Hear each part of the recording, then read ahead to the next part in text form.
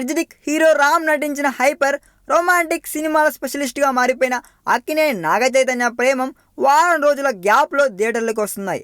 ఎప్పుడో చెప్పినట్లుగానే సెప్టెంబర్ 30 ఈరోజు హైపర్ వస్తుండగా పలు వాయిదాల తరువాత దసరా సెలవుల మధ్యలో డేట్ సెట్ చేసుకున్నాడు చైతు.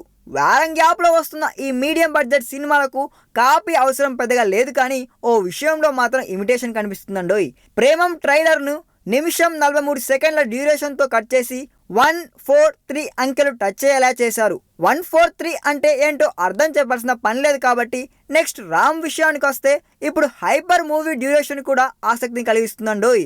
ఈ మూవీ ఫైనల్ కట్ 143 నిమిషాలకు సెట్ చేశారంట. అంటే 2 గంటల 23 నిమిషాల పాటు ఈ సినిమా ఉండబోతుందండోయ్.